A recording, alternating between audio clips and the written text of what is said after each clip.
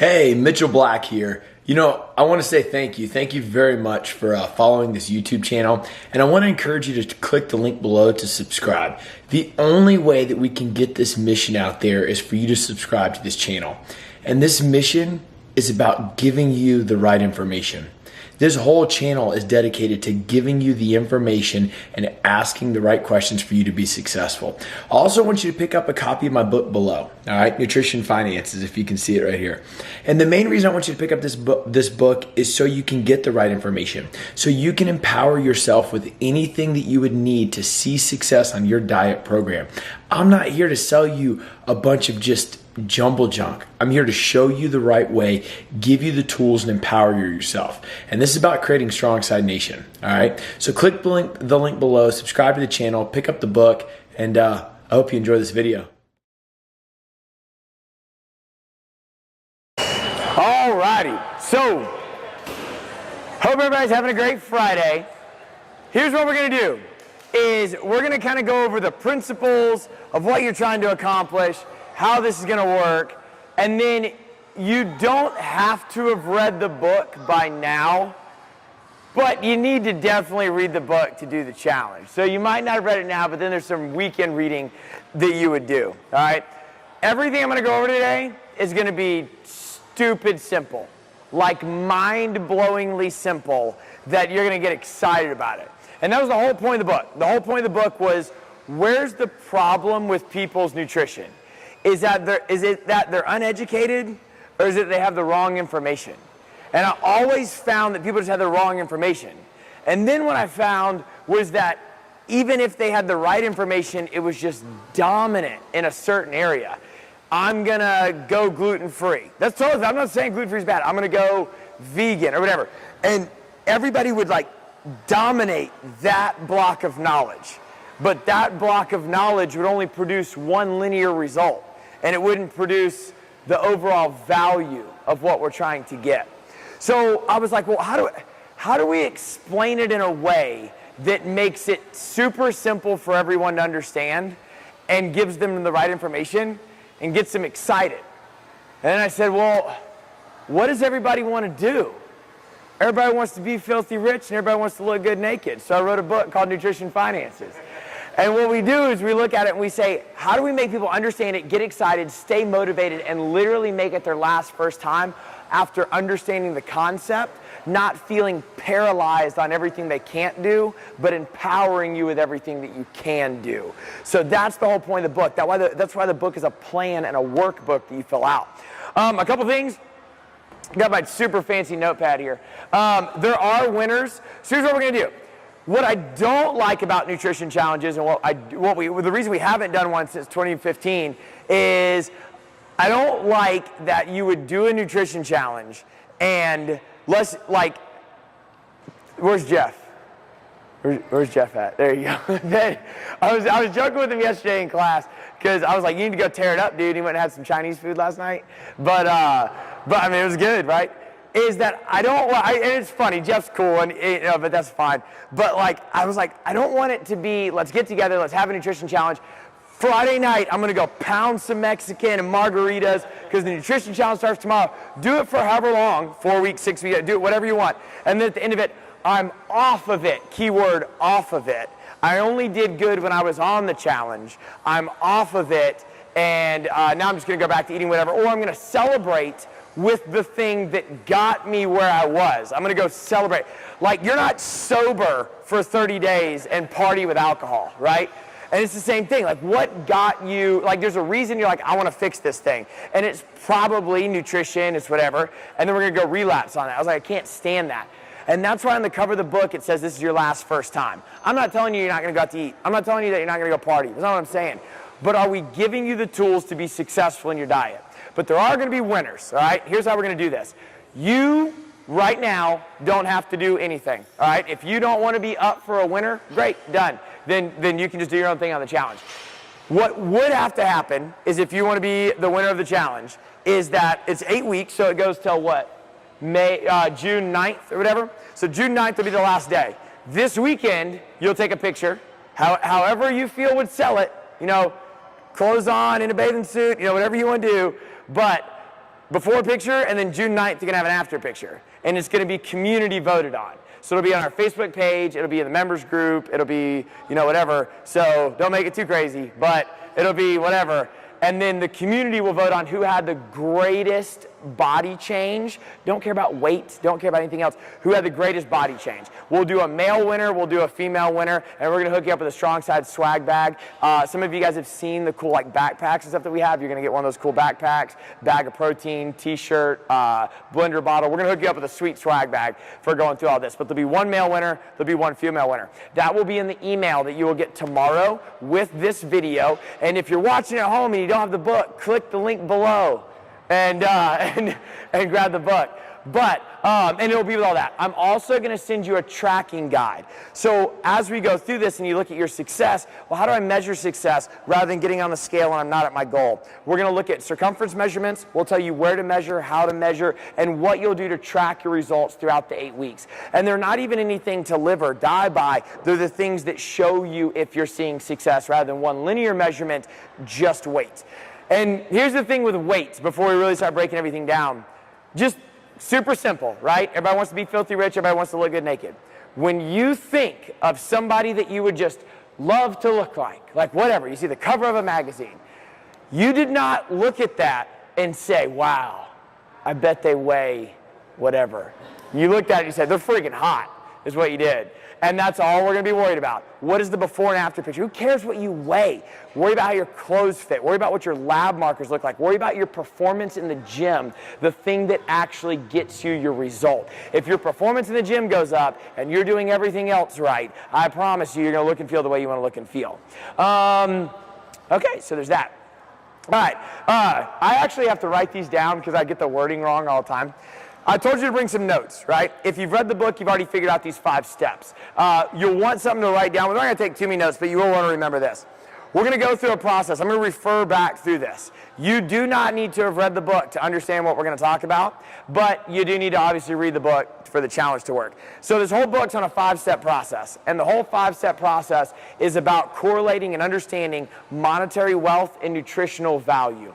And those 5 steps are: you need to increase income, step 1. Step 2 is improve your credit score. Step 3 is borrow money at a low interest rate.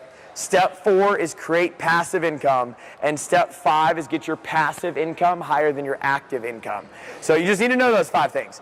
Step 1, increase your income. Step 2, improve your credit score. Step 3, borrow money at a low interest rate. Step 4, create passive income. And step 5, get passive income higher than active income. All right, so here's what we're doing. Everything we go over today is not going to give you the answers. The book is going to give you the answers. What we're going to do today is build value in the answers you're going to receive and get you excited. The last 30 pages of your book will fill in everything that we're going to talk about. All right? So here's what we do. When we look at it and kind of that prelim I gave you in the beginning, what are we really trying to do? We're trying to say on a mass scale, what can I generally give to everybody that produces the most value and most productivity? I'm sure that if all of us trained one-on-one together and all we did was one-on-one training, I could probably find a certain exercise. That working? Okay. I could probably find a certain exercise for Gus that would benefit more than Pierre, that would benefit different than Nicole, because it's one-on-one training. But that's kind of ridiculous. Who actually needs that? Your WOD program works the same way, right? Everybody shows up, we give a general prescription of what we're trying to accomplish, we scale down as needed, and it works massively well. So if we look at your training, and we look at your nutrition, what are the most valuable things that get you your results? So if I had a bar graph, and I had 0 to 100%, and I said, I'm going to fill up everything that gets me most successful. So if I had to pick things for people to do that would give them the most success in their diet and get them the outcome that they want. I didn't make these up. These are real numbers. 5% is supplementation. So that's when people say, I'm going to go on a diet, the first thing I'm going to do is I'm going to go to the supplement store and I'm going to load up on protein, fish oil, magnesium. There's nothing wrong with that stuff. You can't say stuff's bad. We've got protein here. I'm not telling you that's what's bad. I'm saying that people spend $300 at GNC and then want to cut the grocery budget. and you need to be looking at real food. Just the fact that you take a protein shake, just the fact that you take your vitamins or whatever, they're good, but the chance of you actually reaching your goal goes up about 5% if that's the only thing that you do. Another 5%, oh, that's a 50. Another 5% is the food quality. So a lot of times we'll hear this: I don't eat much, but when I eat well. When I eat all organic. Great. I am definitely telling you that you don't need to eat Pop-Tarts. I am definitely telling you that there is a big difference between free-range, organic, well-fed food and not. Definitely a difference. But that tells you nothing. That tells you nothing. You can go get all the Ezekiel bread you want, and that is still pounded with carbohydrates. Most gluten-free options can actually contain more carbohydrates than non-gluten-free options. Does that mean gluten-free is bad? No. It just means that if you look at that and you say it's gluten-free, I'm choosing gluten as an example, definitely don't mean that it's calorie-free. And we gotta look at that. And we gotta say, okay, if I only look at my food quality and that's all I did, about 5%. 10% is gonna be based on meal timing. So that'll be like eating every 3 hours. We see that all the time. The issue we run into with that is that on average, the average American eats 60% carbohydrates. So typically people that eat every 3 hours are at a higher risk for type 2 diabetes and insulin resistance and midsection weight gain because what they're eating is pounded with carbohydrates. We're told that a healthy breakfast, you're not told, but I mean when you're shown it, you're told, is cereal, orange juice, milk, and a banana, and muffins, and bagels, and all this kind of stuff. And it's like, I'm eating every 3 hours, but linearly speaking, I'm just pounding carbs and sugar every 3 hours is what I'm doing. So then we have this big 80% gap. 80% of the things that make you successful in your diet are volume and macro, so the type. So how much I'm eating and what I'm eating of it. So volume that you take in, split between your macronutrients, which are carbs, fat, and protein, overrules 80% of your dietary success. Meaning that somebody eating an appropriate volume, and we're going to break this down in a second, would see a higher chance of success, whether that's lose weight, gain muscle, whatever, than somebody not taking in the adequate amount of volume, taking supplements, eating every 3 hours, and eating organic. Not that any of that's really bad, but they definitely didn't meet the minimum. So here's what it looks like, is that there's two categories. What happens is there's a minimum amount of money that you need to pay your bills. This is where nutrition finances comes into play. There's a minimum amount of money you need to pay your bills. There is a minimum amount of calories that your body needs to survive. Whether you do that, however you test it, whether you want to do an RMR, like a resting metabolic rate, or a body weight formula found in the book, they're all really, really close and pretty accurate. But either way, there's a minimum amount of calories. You're going to listen to this conversation for 45 minutes to an hour. You will burn about 60 to 90 calories just sitting here. You will burn calories when you eat. You will burn calories when you sleep. You probably worked out today. You burned calories. It takes calories to burn the food you eat. If you lived off celery, you would actually die because it takes more calories to metabolize it than what's in it. It's called thermic effect of food. We break that down a lot in the book. That when you eat, it takes energy. Point being, it takes energy just to survive. It takes money just to survive. You have to live somewhere. You have to have some type of transportation. You got to ride a bus or a car or whatever. You have to eat. You got to pay your electric bill. Like there's minimum criteria just to survive. Now our needs vary in degree and not kind, meaning that not everybody needs a $10 million home and a Ferrari. Not everybody needs 5,000 calories. It depends if you would like to be the CEO of Amazon and if you would like to be a professional athlete or devote your life to powerlifting and deadlift 1,100 pounds. Or maybe you just want to make enough to fit your needs and maybe you just want to look and feel the way you want to look and feel. But there's a minimum to that. But here's the thing though, when we look at this, 76% of Americans live paycheck to paycheck. 96% of people undereat. I cannot tell you the amount of people that I meet with that don't eat enough. My job is not meeting with people and then looking over their diet and going, well, Sally, if you just stop eating all this pizza, You would be so good. Again, do I have the wrong, am I uneducated or do I have the wrong information? You are not uneducated. I don't think anybody has ever associated McDonald's double cheeseburgers with making you thin. Like, nobody's ever done that. What I've heard for 12 years now is, look, I'm up, I'm busy, I got kids out the door, I got to go, I'm 900 miles an hour, I might hit lunch, whatever. It's life, dude. Life gets in the way. We're the only land mammal that doesn't take a nap. I'm busy, I got things, I don't like this food, I don't know what to eat, and then I'm paralyzed because I got all these 20 decisions and I default to a blank, whatever. And 96% of people undereat, which is crazy. Because you would think that on paper you could just eat less and exercise more. But if it was that simple, I wouldn't have a job. But even if we look at that, and we say 96% of people undereat, 76% of Americans live paycheck to paycheck, and you're like, great, I want to live above that. Why do you want to live above that? Because nobody wants to make enough money to just not be broke, and so nobody wants to make or eat enough calories to just not die. That sounds like zero fun. Where you really want to live is here, where you have disposable income. Disposable income allowing you to buy some cool shoes, go on vacation, do what you ever want to do. This is so you can support your lifestyle. So not only are you trying to eat enough to not die, you have a goal. You have a goal. First off, if you have a goal of changing how anything looks on your body, there's probably an increase of muscle mass that needs to happen. I would like to see my arms. Great, you know what that means? It means the muscle's not big enough. It's got to get bigger so you can see it. I know ladies hate hearing that, but you got to add volume to your body, right? There's going to have to eat enough. You're going to have to eat enough. You want to run a marathon. There's a massive extraction of energy from your body. You will have to eat enough to support it. But then what we talked about in the beginning, you want to be filthy rich, right? This is like having a job. And typically speaking, one job isn't going to make you rich. One job with disposable income isn't going to make you rich. It's what you do with that disposable income and how you invest it. And the goal is to take that disposable income and invest it in things that make you money while you're not working. Your job can only create you so much money.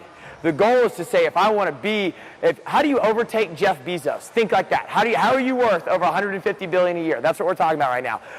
Think like that. What do I need to do? I need to take this money and I need to put it in something that gets me more. I put in 100, I invested it in Strongside, I don't know, and I got 125 back. That's what you're interested in. What does that look like here? It looks like, okay, I need to eat enough. I need to eat enough to support my lifestyle. I need to invest in my macros. Just like here, you might invest in the stock market, a mutual fund. I give you the example a lot in the book about real estate, investing in rental properties and stuff. What are you investing in here? The only 4 things that have calories are carbs, fat, protein, and alcohol. So you're investing in carbs, fat, and protein because we don't want to invest in alcohol. So carbs, fat, and protein. And you're investing in that. But you're investing a certain amount to get the return that you want.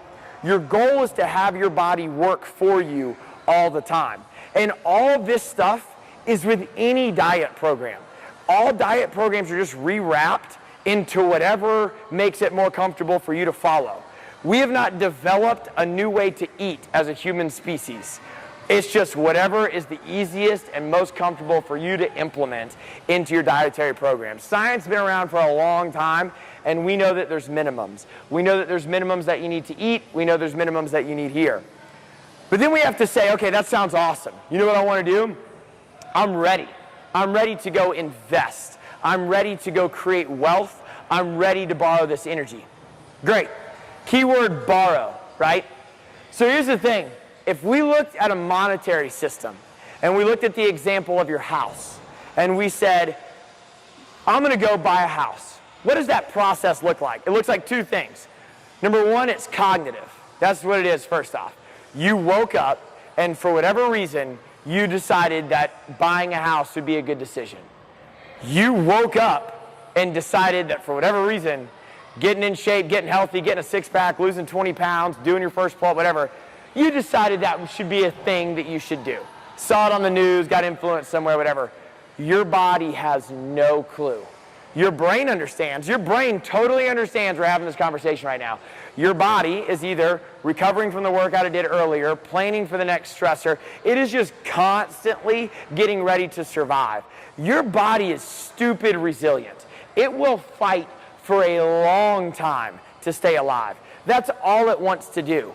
You cannot follow this stuff and mosey through life and not have the adventures and the experiences of getting what you want with your monetary system. You could do that. You can go through life and you can eat whatever you want, drink whatever you want. That's fine. You'll honestly probably live like, 80, 90 years. People do that all the time. We can keep you alive. Medicine is very sophisticated. What we're arguing is the quality of your life.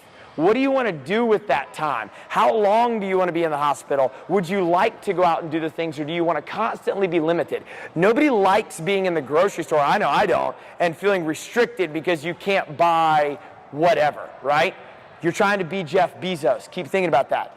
Nobody likes going here and saying, I can't go up the stairs, I can't lunge, I can't pick this up, my kid wants me to play, I can't do that, that's too much energy to walk around the amusement park. Nobody likes doing that. And just like this will kind of hit you in the face when you're 30, 40, 50, 60, you didn't plan for it when you were 20, same thing here. I'm fine. All of a sudden I have high cholesterol, high triglycerides, I'm diabetic, Are you, or your body was trying to survive for that long? So then you look at that example of a house. Where was I going with that? So you go to the bank, right? You say, all right, I've made a cognitive decision, I would like to go buy a house. You go into the bank and you say, I would like to buy a house. This is Picasso-style house drawing right there. But you go to the house, or you go to the bank. What's the bank going to do? They don't know anything about you. The bank's going to look at your credit score from where you're at, from when you were 18, you started establishing credit. Maybe your credit's perfect. Maybe you forgot to pay some crap on time, whatever. And there might be dings on your credit. And most likely there is. Something happened in your life. I give you in the book 3 scenarios why your credit could be in the trash. But you come back with a credit score. And the bank is basically creating a trust system. And the bank says, I don't know anything about you, but I've seen these data markers over an extended period of time. And based on what you've shown me, maybe I won't lend you the money for the house. You need to go on a credit improvement plan. You need to do whatever. Or maybe I'll lend you the money for the house at this interest rate. And based on this interest rate is basically my trust for you to pay me back over 30 years. All right? And I'm going to rent you this house. I know it's in your name, but I'm renting it to you because if you don't make the payments, I will take it back. So that's kind of how the bank works with you, right? Your body does the same thing. So this is a dumbbell, in case you couldn't figure that out. But it's a dumbbell. Your body's going to do the same thing. Let's just say 18 to be easy. And it's going to look at your credit history. How many times have you been to McDonald's? How many times have you drank alcohol? How many years have you not worked out? It's not a judgment zone. It's just there might be some dings on your credit. I was in really good shape, and then I got out of shape. And then make it up, whatever. I'm sure you didn't plan to, miss the credit card bill. Just things happen, right? So there's dings on your credit. And that's gonna affect your credit score, whether it's high, whether it's low, whatever. Everything you have here is on loan. Every bit of fitness you have is on loan. Just like your house is on loan. And if you don't believe me, don't make the payments and see what happens. If you don't believe me here, stop working out and start eating a bunch of double cheeseburgers and see what happens. Every bit of health, every bit of fitness, every bit of everything is on loan. And what you're trying to do is borrow money at a really low interest rate. It's a pretty massive influx. Why do you think everybody wants to lend you money? Because that's how they make money. I give you an example in the book. If you borrow money for your house at a 5% interest rate and make on-time payments for 30 years, at the end of the 30 years, you will pay back 94% more than what you borrowed. That's why everybody wants to lend you money. I need debt, please, right? They want to lend you at 5%. So if you're going to pay back 94% at 5%, how much could you cut that percent at 3%? How much could you cut that percent at 1%?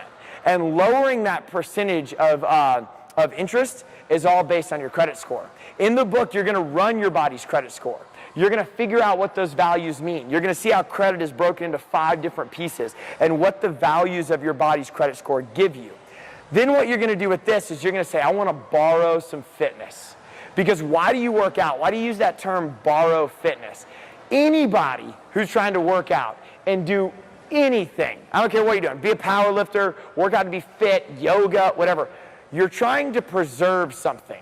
If you do yoga, and you do yoga all the time, what are you trying to do? You're trying to preserve your flexibility. If you're a power lifter, what are you trying to do? You're trying to improve and preserve your strength. If you're working out in our WOD program, what are you doing? You're trying to be a really functional human that you can prevent against metabolic disease and try to prevent against those precursors for a longer period of time. But you got to borrow money at a low interest rate. But here's the thing. If you want to get here, if you want to be Jeff Bezos, you need a lot of debt. You need a whole lot of debt. Caterpillar, 16 times debt to revenue. Coca-Cola, I think, is 12 times debt to revenue. No company grows without debt. There is good debt and there is bad debt. I'll give you an example. All cars go to zero. Every single car goes to zero. I'm not saying you shouldn't buy a car. I'm not even remotely saying that. But I'm saying that all cars go to zero. So if you buy a car, the second you drive it off the lot, it goes down. Over time, you are paying on it as it depreciates. You will never make the money back, and you're paying interest on the loan if you didn't pay cash for the car. So you're paying more than what you borrowed as its value goes down. That ain't no investment. That is a massive liability. What you want debt with is things that pay you. So what you're really trying to do is say, what do I need to invest in? Let's keep math simple. Let's say you take your disposable income and you invest it in a rental property. And forget down payment. We can even break all that down longer. But let's just pretend that your mortgage to the bank is $1,000 a month. There you go. $1,000 a month. And you rent it to somebody for $1,500. Yeah, I cannot. All right, so let's say you rent it to somebody for $1,500. You are now cash flow positive $500. Sounds good, right? You're still not going to be Jeff Bezos. You have to pretend like that $500 isn't there. Every month that person pays you this is not an investment real estate course, by the way. I know it sounds like it. But every month when you get that $500, if you want to create massive wealth, the average millionaire has 7 flows of income. So you need multiple flows paying you. You're going to take that $500, you're going to bank it every single month. You're going to pretend like it's not there until you accumulate enough to make a down payment on your second rental property. And let's just pretend it's the same. And then it's $1,000, $1,500, you're cash flow positive $1,000 now because you're renting 2 rental properties. We're also keeping math simple, assuming nothing ever breaks, right? And then you now pocket $1,000 until you get your third. And then it's $1,500. So on and so forth, right? I could keep doing that. That's just an example of what's happening here.